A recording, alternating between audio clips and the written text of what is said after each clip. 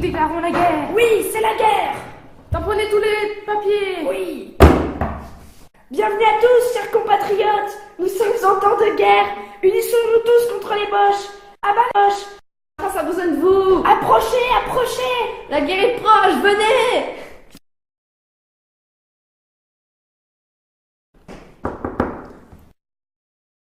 Bonjour Madame Després, est-ce que votre mari est là? Oui, bien sûr. Puis-je lui parler? Attendez quelques secondes, je vais le chercher. Bonjour Monsieur Després, je Bonjour. suis le général. Bonjour. Comme vous avez dû entendre, parler de la France est en guerre et nous avons besoin de vous. Voici votre équipement. Vous avez quelques minutes pour dire au revoir à votre famille.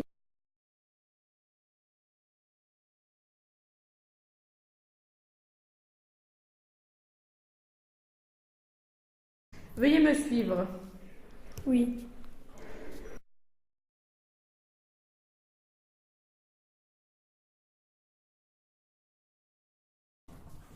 Mais maman, pourquoi tu pleures? Il y a un problème avec papa? Ne t'inquiète pas ma chérie, papa va juste partir avec quelques hommes du village et ils vont entrer dans quelques jours. Tout va bien se passer. Du 5 au 12 septembre 1914, les Allemands lancèrent la première bataille de la Première Guerre mondiale sur le territoire français. La bataille de la Marne s'est passée au nord-est de Paris et vers l'est, entre l'Orque et la Marne. Cette bataille a fait 112 000 morts et disparus du côté franco-britannique et 83 000 morts du côté allemand. Dans cette bataille, il n'y a eu ni vraie victoire ni vraie défaite, car finalement, le 9 septembre, la 6e armée, battue, se replie derrière la Marne. Les armées allemandes vont alors commettre l'erreur de la poursuivre en espérant achever son élimination. Mais son avance ouvre une brèche d'environ 50 km. Profitant de cette ouverture, la 5e armée française et le corps expéditionnaire britannique vont s'engouffrer et attaquer les deux armées allemandes sur leur flanc exposé. Épuisées par leur précédente avance, armées allemandes vont être à leur tour contraintes au repli jusqu'au 13 septembre. Bonjour et bienvenue à tous. Dans l'actualité d'aujourd'hui, nos journalistes ont été envoyés à Verdun, au cœur des tranchées. Nous allons entendre et voir leur reportage. Bonjour à toutes et à tous. Nous sommes ici aujourd'hui pour vous présenter un reportage sur la bataille de Verdun. Celle-ci s'est passée il y a maintenant plus de 100 ans.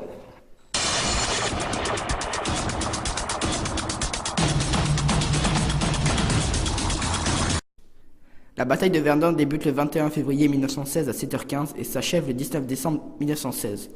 Verdun se situe au nord-est de la France dans la région anciennement appelée la Lorraine. Cette bataille oppose les Français aux Allemands. Au total, 1 140 000 hommes français et 1 250 000 Allemands ont été mobilisés pour cette bataille. Plus de 700 000 victimes, dont 163 000 morts et 216 000 blessés pour la France, et 143 000 morts et 196 000 blessés pour l'Allemagne. L'armée allemande possède un plus grand nombre de canons que l'armée française. Les nombres recensés du côté allemand sont au nombre de 850 canons contre 263 du côté français. En tout, 53 millions d'obus ont été envoyés pendant la bataille de Verdun. Une voie sacrée est implantée entre la ville de Bar-le-Duc et Verdun.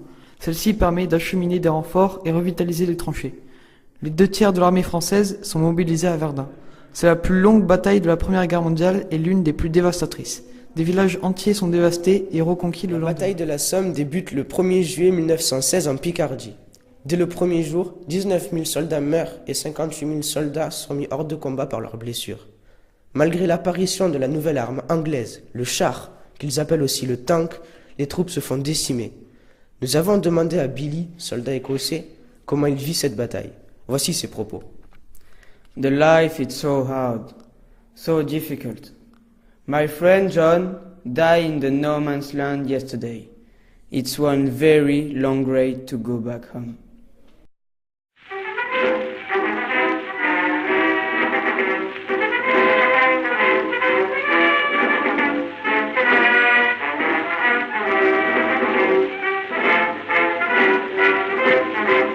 Pour le repos, le plaisir du militaire, il est là-bas, à 2 pas de la forêt. Une maison, de murs tout couverts de pierre. Au grec poilu, c'est le nom du cabaret.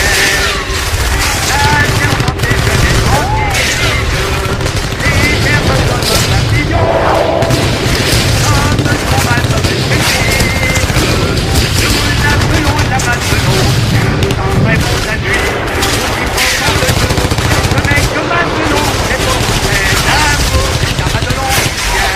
servir ma poire.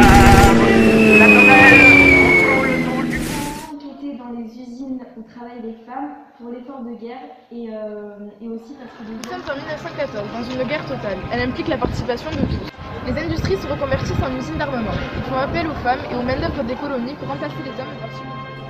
À l'appel de la patrie, vos pères, vos fils et vos maris se sont levés et demain ils auront relevé le défi. Debout donc, femmes françaises, jeunes enfants, filles et fils de la patrie. Remplacez sur le champ du travail ceux qui sont sur les champs de bataille. Après cet appel, les femmes se mobilisent et prennent la place des hommes dans les usines.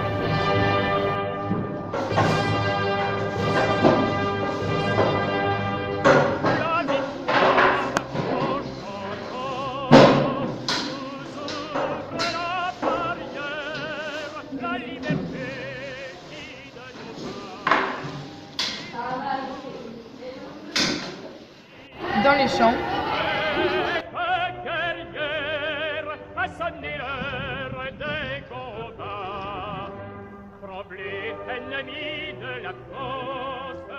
ainsi que dans les transports en commun et dans les chantiers. Cette guerre totale a touché plus particulièrement des écrivains, donc aussi des artistes. Donc, les envoyés spéciaux ont été envoyés sur le pas de ces artistes et de ces écrivains. Les artistes dans la guerre. Autodix réalisa un tableau nommé Les joueurs de scat, car, dit-il, je voulais me débarrasser de tout ça. La Grande Guerre a marqué les consciences et a inspiré de nombreux artistes. Comment les artistes ont-ils transmis cette guerre à travers leurs œuvres? Comment l'aperçoivent-ils? Les artistes, à travers leurs œuvres, ont montré la réalité de la guerre. Beaucoup d'artistes, témoins, ont transmis les déchirements, les blessures, la douleur. Ils expriment leurs sentiments, la souffrance, l'atrocité et l'absurdité de la guerre. Certains, voulant tout oublier, se dévoilant dans leurs œuvres. Autodix, peintre allemand, né en décembre 1891, réalisa en 1920 le tableau Les joueurs de scat. Son but étant de caricaturer les gueules cassées, blessées de la guerre, pour montrer l'importance et les horreurs de la guerre. Le tableau est une œuvre sombre qui représente la tragédie et les conséquences de ces désastres. Au centre de ce tableau, on peut voir les 3 personnages principaux, qui sont des hommes au visage mutilé, avec des jambes de bois et des mains articulées telles des marionnettes, jouant aux cartes, assis autour d'une table à la terrasse d'un café le soir. D'après le témoignage d'Autodix, 1961. J'ai bien étudié la guerre. Il faut la représenter d'une manière réaliste pour qu'elle soit comprise. L'artiste travaillera pour que les autres voient comment une chose pareille a existé. J'ai avant tout représenté les suites terrifiantes de la guerre. Je crois que personne d'autre n'a vu comme moi la réalité de cette guerre, les déchirements, les blessures, la douleur. Leurs œuvres nous apportent beaucoup et nous font comprendre et partager leur vécu. Maintenant, nous allons écouter un reportage sur la propagande.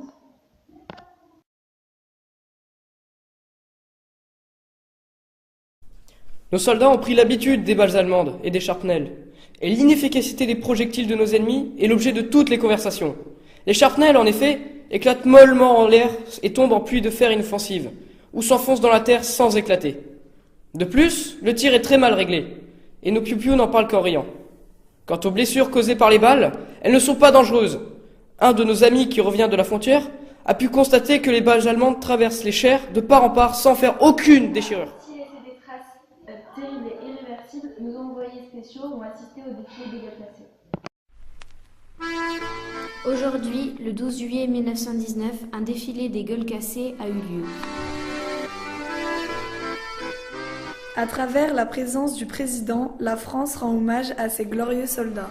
Adieu la vie, adieu l'amour, adieu toutes les femmes.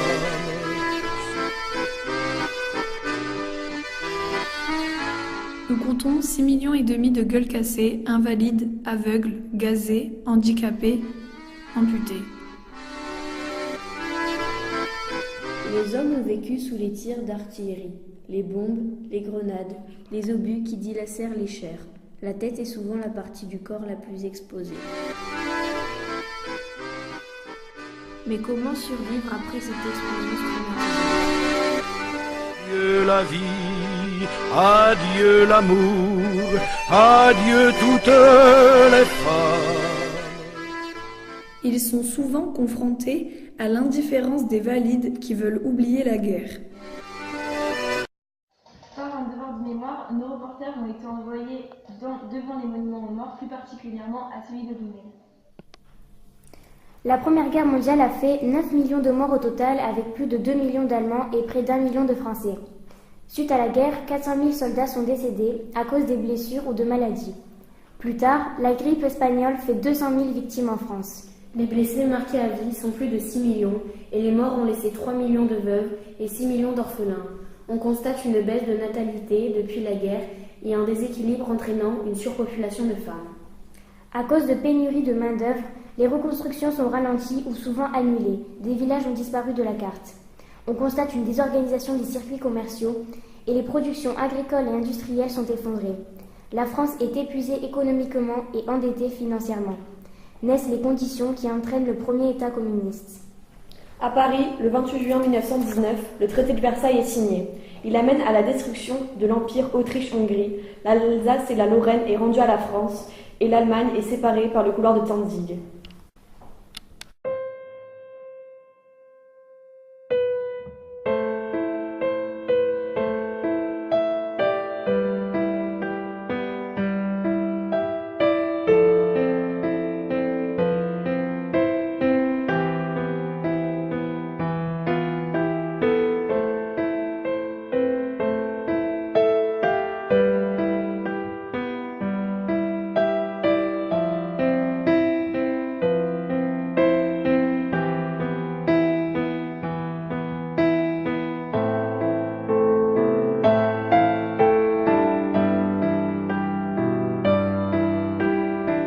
Les reportages que nous avons visionnés ont une chose en commun, l'horreur, les blessures et la mort.